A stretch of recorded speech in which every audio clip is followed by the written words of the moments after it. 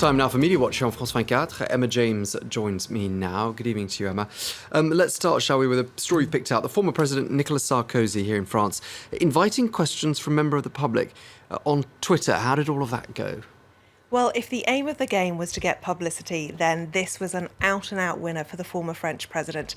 It all began last night with Nicolas Sarkozy sending out this tweet saying that he would respond to everyone's questions at 11:30 this morning, and they had to use the hashtag NSDirect.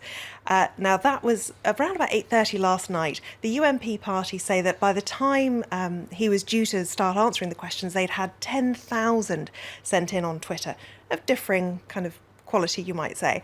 And you might forgive the former president for being a little bit hesitant when he posted this particular video just before 11:30 as things got underway. Let's take a listen.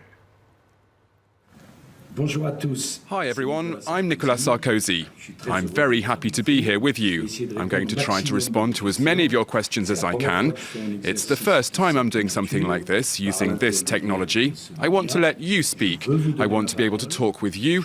It will be a regular thing. Off we go. So not looking too at home there. And when you look at some of the questions that he was receiving, you can see why. This person tweeted in, I want to join your party, but I've never stolen anything and I've never deceived or swindled anyone. Is it possible? This from another Twitter user saying you're currently being investigated for corruption and misuse of your influence, and you want to be the head of the party. Where's the respect? Now, unsurprisingly, that didn't get a response. This cartoonist, in reaction to all of these rather negative questions being asked, shows Nicolas Sarkozy fleeing the blue birds of Twitter there. But elsewhere, he did actually respond to some of the trickier questions. This particular one on Libya, where somebody asked, does he feel any responsibility for the chaos that Libya is now in? And in it, he says, no, I have no regrets. I regret that since 2012, we've completely let Libya fall into this let it go, really, and not help them enough. That was his sort of one regret on Libya. So that was one of the ones that he didn't dodge. So he had some pretty tough questions, but were they all of that similar sort of nature? They weren't. Some were decidedly friendly, including this one from his son, who tweeted in to say, could I have a big television in my bedroom? And Nicolas Sarkozy responded, I'll swap you a big TV for you giving up your obsession with your computer. And there were quite a few in a sort of lighter vein, but some of the best ones were where he was asked for just very brief answers.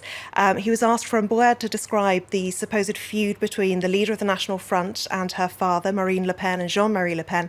His one word was pathetic. He was also asked for his sum up in 3 words the 3 years of François Hollande's presidency. His words were deception, failure and anguish. Libération, which is a left-leaning newspaper, looked at obviously everything that had been said on Twitter, and they decided that he talked about everything and nothing. And although he did tackle a couple of tricky questions, most of it was very light-hearted, and perhaps some implicit criticism there. He was asked how his backhand was by Marion Bartoli, the former Wimbledon winner, and also BuzzFeed France. You can count on them to get the important information. Do you have a dog or a cat? And he said, at home, I've got a dog and a cat. All right, well, it's good that you mentioned four-legged friends, because that's the subject of your final story.